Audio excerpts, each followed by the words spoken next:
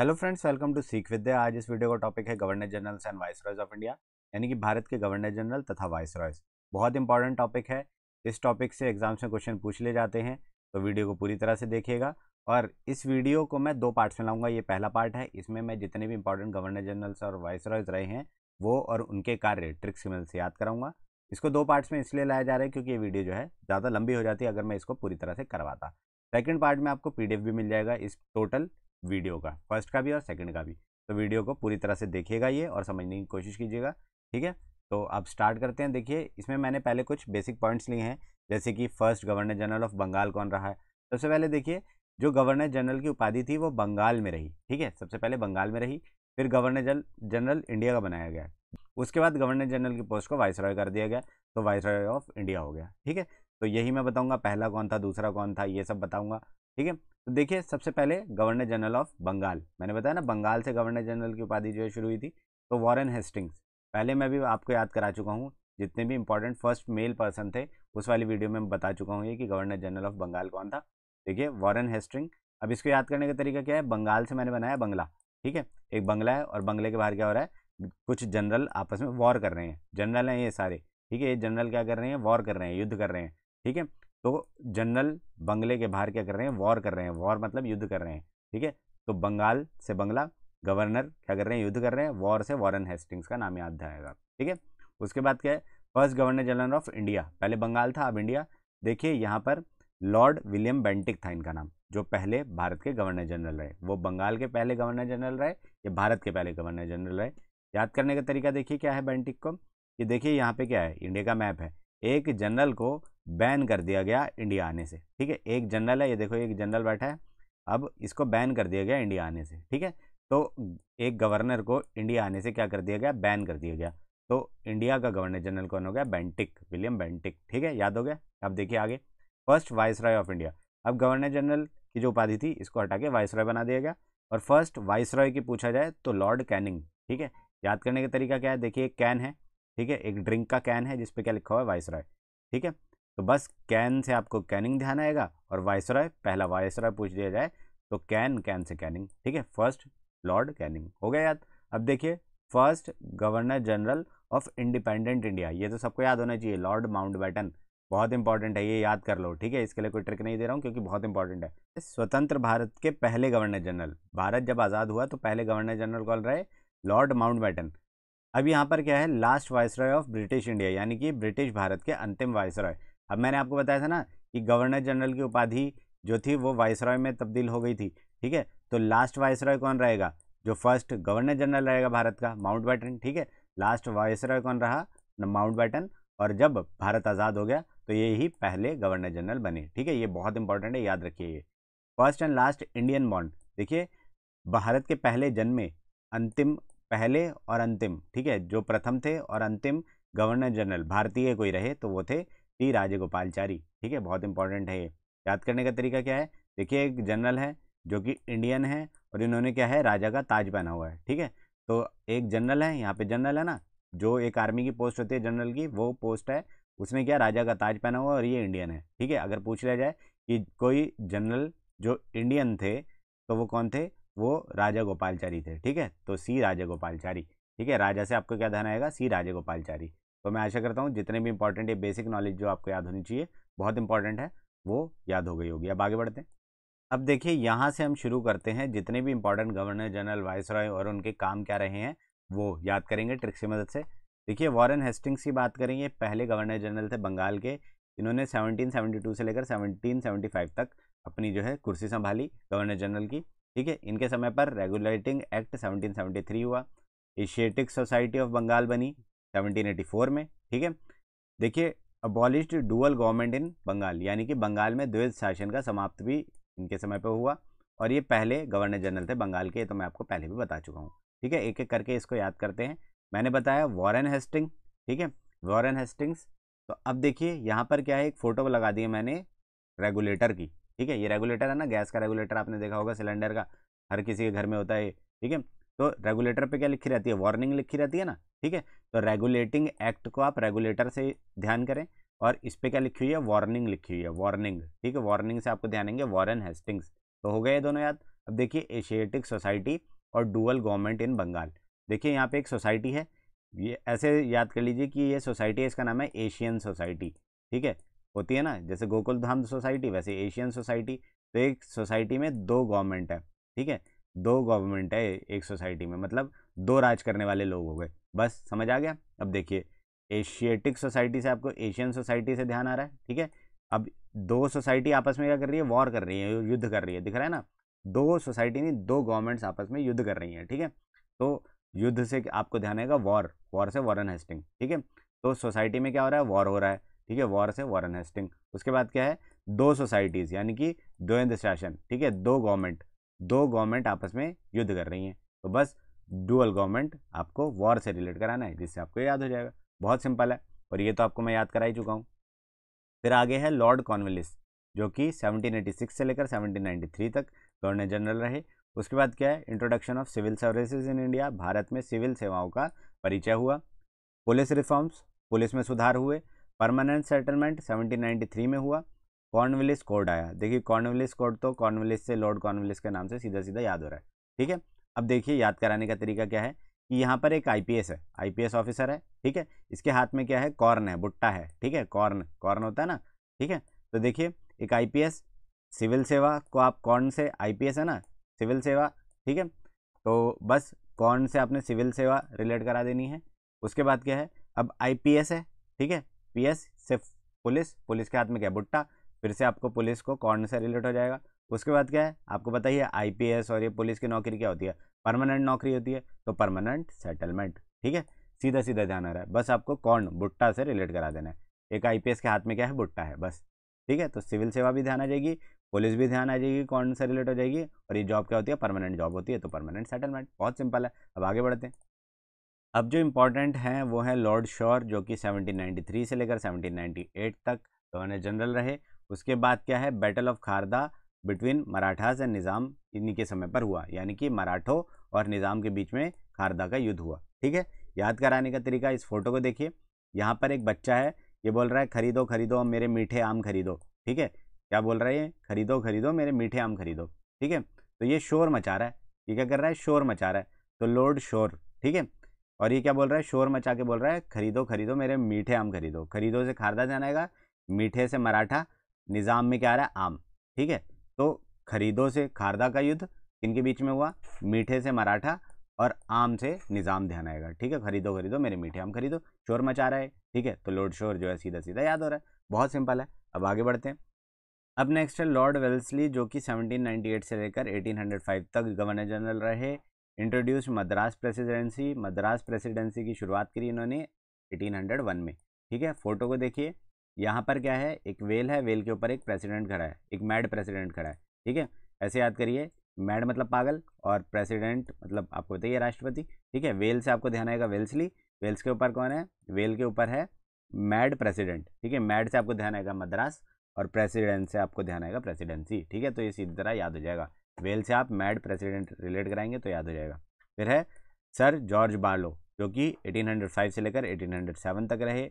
सिपाही mutiny eight Vellore, यानी कि वेल्लोर में सिपाहियों ने विद्रोह करा था, और ये प्रथम एक्टिंग गवर्नर जनरल रहे थे, यानी कि कार्यवाहक। जब तक कोई पक्का गवर्नर जनरल नहीं रहता तब तक ये उसका काम संभालते हैं। एक्टिंग गवर्नर जनरल, जैसे एक्टिंग प्रेसिडेंट होता है वैसे ही एक्टिंग गवर्नर जनरल रहे थे। ठीक है, ये भी इंपॉर्टेंट है। तो याद करने का तरीका क्या है, जॉर्ज बार्लो। ठीक है, इन्होंने क्या है, देखिए ये एक फोटो है, इसमें क्या हो रहा है, ये एक एक्टर है, ये अपने बाल सेट करा रहा है, बालों को सेट करा रहा है। ठीक है, और ये क्या है, यहाँ पे गवर्नर जनरल बना हुआ है। ठीक है, ये एक्टर है एक।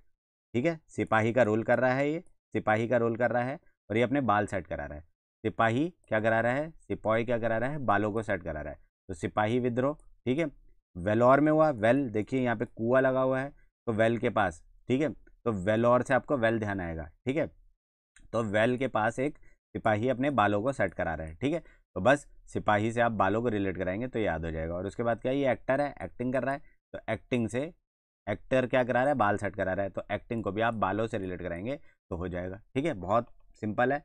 अब आगे बढ़ते हैं। अब देखिए जो इंपॉर्टेंट है, लॉर्ड मिंटो वन, मिंटो प्रथम 1807 से लेकर 1813 तक ये रहे। ट्रीटी ऑफ अमृतसर विद महाराजा रंजीत सिंह। देखिए रहेगा मतलब ये नहीं कि इनकी उम्र है, ये है कि ये इन्होंने कुर्सी संभाली गवर्नर जनरल की इस समय पर।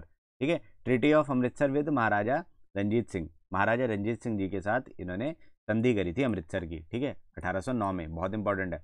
तो देखिए यहाँ पर क्या एक फोटो है, यहाँ पर एक लड़का है जिसका नाम है मिंटू, ये प्रथम स्थान पर रणजी ट्रॉफी में बैटिंग करने गया है। ठीक है, ये मिंटू है, ये पहले स्थान पर रणजी ट्रॉफी में क्या करने गया है, बैटिंग करने गया है। ठीक है, मिंटू क्या करने गया है, प्रथम स्थान पर। देखिए मिंटू 1 प्रथम स्थान पर रणजी ट्रॉफी में बैटिंग करने गया है। तो यहाँ पर महाराजा रंजीत सिंह आपको ध्यान आ जाएंगे। मिंटो 1 ने रंजीत सिंह के साथ क्या करी, संधि करी अमृतसर की। देखिए मिंटू जो है सिख है, और सिखों का जो प्रथम जो पवित्र स्थान है वो क्या है, अमृतसर। तो आपको ये भी पता चल जाएगा कि महाराजा रंजीत सिंह जी के साथ कहाँ पर संधि हुई, अमृतसर में हुई। ठीक है, फिर आगे बढ़ते हैं। लॉर्ड फ्रांसिस हेस्टिंग, पहले वॉरेन हेस्टिंग्स आए थे, अब ये फ्रांसिस हेस्टिंग है। ठीक है, कंफ्यूज मत होना। 1813 से लेकर 1823 तक ये गवर्नर जनरल रहे। रियायतवारी सिस्टम इनके समय पर हुआ। ठीक है, याद करने का तरीका क्या है, देखिए फ्रांस का आईफल टावर है यहाँ पे, और यहाँ पर एक बच्चा क्या है, रो रहा है। ठीक है, तो फ्रांस का आईफल टावर के बाहर क्या है, बच्चा रो रहा है। रोने से आपको रियायतवारी ध्यान आएगा, और फ्रांस से आपको आईफल टावर ध्यान ही आएगा। ठीक है, तो सिंपल सा है कि फ्रांस में जो है रियायतवारी यानी कि रो रहा है एक बच्चा। ठीक है, तो रियायतवारी आपको फ्रांसिस से रिलेट हो जाएगा, सिंपल है बहुत ज़्यादा। फिर आगे बढ़ते हैं। जो नेक्स्ट हैं वो है गवर्नर जनरल ऑफ इंडिया, प्रथम गवर्नर जनरल रहे हैं भारत के। ठीक है, विलियम बेंटिक, मैंने अभी आपको ऊपर बताया था 1828 से लेकर 1835 तक ये गवर्नर जनरल रहे भारत के। ठीक है, पहले जो थे वो गवर्नर जनरल ऑफ बंगाल थे सारे, अब ये बेंटिक जो है गवर्नर जनरल ऑफ इंडिया रहे। इनके समय पर क्या क्या काम हुआ, made English as language of higher education. देखिए अंग्रेजी को उच्च शिक्षा का भाषा बनाया गया इनके समय पे। उसके बाद क्या है, first governor general of India, मैंने बताया पहले गवर्नर जनरल रहे ये भारत के। उससे पहले क्या था, गवर्नर जनरल सारे बंगाल के होते थे। उसके बाद क्या है, सती प्रथा जो थी उसका उन्मूलन यानी कि अबॉलिश करा गया, सती प्रथा खत्म करी गई। ठीक है, उसके बाद क्या है, कन्या भ्रूण हत्या जो होती है यानी कि फीमेल इन्फेंटिसाइड, ठीक है, इसको रुकवाया गया। तो देखिए बैन क्या क्या करा इन्होंने, बेंटिक ने, बैन होता है ना, बैन कर देना, रुकवा देना, सती प्रथा बैन करी इन्होंने। ठीक है, कन्या भ्रूण हत्या जो होती है वो खत्म कराई, तो बैन करा किसने, बेंटिक ने करा। और उसके बाद क्या है, देखिए कि उच्च शिक्षा में इंग्लिश भाषा को जोड़ा गया, हायर लैंग्वेज में उच्च शिक्षा यानी कि अंग्रेजी भाषा को उच्च शिक्षा की भाषा बनाया। ठीक है, तो यहाँ देखिए एक बेटी है जो कि उच्च शिक्षा प्राप्त कर रही है। ठीक है, एक बेटी क्या कर रही है, इंग्लिश भाषा को प्राप्त कर रही है, इंग्लिश भाषा पढ़ रही है। ठीक है, तो बेटी क्या करती है, इंग्लिश भाषा पढ़ती है। ठीक है, सिंपल ये ध्यान आ रहा है, बेटी से बेंटिक ध्यान आएगा, और इंग्लिश भाषा पढ़ रही है। ठीक है, तो इंग्लिश भाषा को जो इन्होंने हायर लैंग्वेज की भाषा बना दिया गया। ठीक है, तो बस ये बहुत इंपॉर्टेंट है और आपको याद होना चाहिए। बेंटिक ने क्या क्या बैन करा, सती प्रथा बैन करी और कन्या भ्रूण हत्या बैन करी। ठीक है, तो ये सीधा बैन से याद हो रहा है। तो अब आगे बढ़ते हैं। अब जो इम्पोर्टेंट गवर्नर जनरल रहे भारत के वो हैं चार्ल्स मेटकाफ। ठीक है, 1835 से लेकर 1836 तक इनका कार्यकाल रहा। रिमूव्ड रिस्ट्रिक्शन ऑन प्रेस, देखिए प्रेस से इन्होंने जितने भी प्रतिबंधों को हटाया गया इनके द्वारा। ठीक है, जो प्रेस थी इनके ऊपर जो प्रतिबंध लगा हुआ था, प्रेस की जितने भी न्यूज़पेपर्स थे, मैगजीन होती होगी उस समय पर, तो उन पे जितने भी प्रतिबंध लगे हुए थे वो हटा दिए गए, किसके द्वारा, मेटकाफ के द्वारा। ठीक है, तो यहाँ देखिए एक कॉफ़ी का कप है, कॉफ़ी के कप पे क्या लिखा हुआ है, प्रेस लिखा हुआ है। ठीक है, एक प्रेस वाले का कॉफ़ी का कप है। ठीक है, तो कॉफ़ी से आपको ध्यान आएगा मेटकाफ, और इन्होंने क्या करा, इन्होंने प्रेस से प्रतिबंध हटाया। तो प्रेस को आप कॉफ़ी से रिलेट कर देंगे, तो प्रेस पर लगे प्रतिबंधों को हटाएगा किसके द्वारा, मेटकाफ के द्वारा। सिंपल सा है, बहुत इंपॉर्टेंट है। लॉर्ड डलहौजी जिन्होंने 1849 से लेकर 1856 तक अपना कार्यकाल संभाला है। Introduction of doctrine of lapse, देखिए इंट्रोड्यूस्ड डॉक्ट्रिन ऑफ लैप्स। अब डॉक्ट्रिन ऑफ लैप्स क्या है अभी बताता हूँ, पहले हिंदी में बता देता हूँ। चूक के सिद्धांत का परिचय दिया। अब चूक का सिद्धांत क्या होता है, इसमें क्या होता था, किसी भी राजा का अगर कोई सुपुत्र नहीं होता था तो उसकी सारी संपत्ति जो है ब्रिटिश सरकार की हो जाती थी, ऐसा सिद्धांत था। ठीक है, इसके द्वारा वो इंट्रोड्यूस कराया गया, किसके द्वारा, डलहौजी के द्वारा। ठीक है, तो ये याद कराने से पहले मैं आपको और बता देता हूँ कि इसके समय पर क्या क्या काम हुआ। First railway line from Bombay to Thane, बचपन में पढ़ा था ना, बॉम्बे टू थाने पहली रेलवे लाइन गई थी भारत की, तो ये भी इनके कार्यकाल में हुआ। Made Shimla the summer capital, Shimla को इन्होंने ग्रीष्मकालीन यानी कि गर्मियों की कैपिटल बना दिया गया। ठीक है, फिर क्या है, पोस्ट ऑफिस एक्ट 1857 इन्हीं के समय पे हुआ। और इंट्रोड्यूस ऑफ टेलीग्राफ यानी कि टेलीग्राफ का परिचय इन्हीं के समय पर हुआ, डलहौजी के समय पर। याद करा देता हूँ, पहले तो देखिए डॉक्ट्रिन ऑफ लैप्स बहुत इंपॉर्टेंट है, ये पूछा जा चुका है एग्जाम में और अभी भी पूछा जा सकता है। चूक का सिद्धांत हिंदी में बोला जाता है, ठीक है। तो आप देखिए डेलहौजी, डेलहौजी में एक शब्द आ रहा है डेल, डेल से बनाइए दाल। डॉक्ट्रिन में एक शब्द आ रहा है डॉक्टर वाला, ठीक है। डॉक्टर ने क्या बोला, डॉक्टर ने बोला दाल खाने को, ठीक है। तो डेल से दाल बनाइए, डॉक्टर ने डेलहौली दाल खाने के लिए बोला, तो डेलहौजी, ठीक है। और उसके बाद क्या है, चूक का सिद्धांत, हिंदी में बोलते हैं चूक का सिद्धांत। तो देखिए एक फौजी है जिसका निशाना जो है चूक गया है, ठीक है।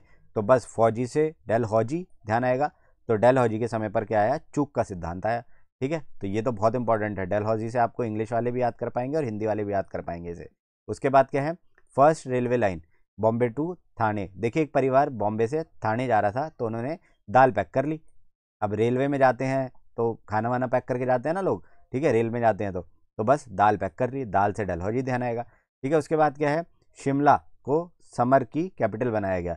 अब देखिए दाल भी खाने की चीज़ है और जो शिमला मिर्च होती है वो भी खाने की चीज़ होती है, तो आप ऐसे रिलेट करा सकते हैं, बहुत सिंपल है ये, ठीक है। दाल से डलहौजी ध्यान आ जाएगा। अब देखिए यहाँ पर क्या है, एक पोस्टमैन बैठा है, ठीक है। तो पोस्टमैन का है, पोस्ट ऑफिस में बैठेगा पोस्टमैन है तो, ठीक है, पोस्टमैन जो है पोस्ट ऑफिस में तो काम करते हैं। और यहाँ पर क्या है, ये एक टेलीग्राम जो है पड़े हुए हैं इसके आसपास, ठीक है, इस फोटो में देखिए। और गलती से क्या हुआ, जो है दाल टेलीग्राम पर गिर गई। गलती से क्या हुआ, एक दाल का कटोरा पड़ा था इसके पास, वो टेलीग्राम पर गिर गई, ठीक है। तो पोस्ट ऑफिस में क्या हुआ, टेलीग्राम पर दाल गिर गई। तो दाल से आपको डलहौजी ध्यान आएगा, पोस्ट ऑफिस आपको ध्यान आ जाएगा, दाल गिरी है पोस्ट ऑफिस में, इसके ऊपर एक टेलीग्राम के ऊपर, तो इंट्रोडक्शन ऑफ टेलीग्राफ भी ये ऐसे रिलेट हो रहा है, ठीक है। अब देखिए लॉर्ड कैनिंग, ये बहुत ही ज़्यादा इंपॉर्टेंट है। ये जितने भी मैं बता रहा हूँ सारे इंपॉर्टेंट वाइसरॉयज गवर्नर जनरल है। मैं आशा करता हूँ आपको समझ भी आ रहे होंगे ये, क्योंकि एग्जाम्स में इनके बारे में पूछ लिया जाता है। 1856 से लेकर 1862 तक इनका कार्यकाल रहा है। और इस वीडियो की पीडीएफ जो है आपको सेकंड वीडियो के डिस्क्रिप्शन में मिल जाएगी, जल्द ही सेकंड वीडियो भी आपको अपलोड करके मैं दे दूंगा, ठीक है। तो तब तक इसके स्क्रीनशॉट ले सकते हैं आप। और याद करा दूं, देखिए फर्स्ट वाइसरॉय ऑफ इंडिया, मैंने बताया ना पहले वाइसरॉय रहे थे, अब गवर्नर जनरल ऑफ इंडिया की जो उपाधि है वो वाइसरॉय में तब्दील हो गई थी, ठीक है। तो पहले वाइसरॉय ऑफ इंडिया रहे हैं, मैंने बताया। विड्रो डॉक्ट्रिन ऑफ लैप्स, चूक का सिद्धांत इन्होंने वापस लिया। जो चूक का सिद्धांत डलहौजी ने लगाया था, वो चूक का सिद्धांत इन्होंने वापस ले लिया कैनिंग ने, ठीक है। रिवॉल्ट ऑफ 1857, 1857 का जो विद्रोह हुआ था उसको ये इन्हीं के समय पर हुआ था वो, ठीक है।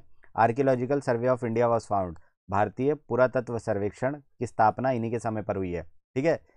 देखिए कितने इंपॉर्टेंट काम हुए इनके कार्यकाल में। उसके बाद क्या है, हिंदू विडो रीमैरिज, ठीक है, यानी कि हिंदू विधवा पुनर्विवाह अधिनियम 1857, यानी कि 1857 में हिंदू विडो जितनी भी विधवाएं होती थी उनका दोबारा से पुनर्विवाह कराया जाए। तो लॉर्ड कैनिंग के समय पर यह अधिनियम, ये एक्ट पास हुआ, ठीक है। गवर्नमेंट ऑफ इंडिया एक्ट भी इनके समय पर पास हुआ 1858 में, ठीक है। ये जो डेट्स हैं ये ध्यान में रखिएगा। तो एक एक करके मैं सब याद करा देता हूँ आपको। देखिए पहले मैं आपको वाइसरॉय जो है वो याद करा चुका हूँ सबसे स्टार्टिंग में। और देखिए इनके समय पर डॉक्ट्रिन ऑफ लैप्स जो है वापस लिया गया है, लगाया नहीं गया, वापस लिया गया है। तो मैंने पहले आपको बताया था कि डॉक्टर ने क्या बोला था कि दाल खाने के लिए, दाल खाने से आपको डलहौजी ध्यान आ रहा था। डॉक्टर ने क्या मना किया है, कैन पीने के लिए मना करा है। डॉक्टर ने बोला है किसी भी ड्रिंक को नहीं पियोगे, डॉक्टर ने क्या बोला है कि ड्रिंक नहीं पीना है, आपको ड्रिंक नहीं पीना है, ठीक है। तो बस कैन से आपको कैनिंग ध्यान आ जाएंगे, ठीक है। डॉक्टर ने क्या बोला है, कैन नहीं पीनी है, ठीक है। तो बस डॉक्ट्रिन ऑफ लैप किसने वापस लिया, कैनिंग ने, ठीक है। उसके बाद क्या, रिवॉल्ट ऑफ 1857, देखिए यहाँ पर एक फोटो है, एक कैन पर क्या है, मंगल पांडे की फोटो छपी हुई है। मंगल पांडे आपको ध्यान है ना, 1857, ठीक है।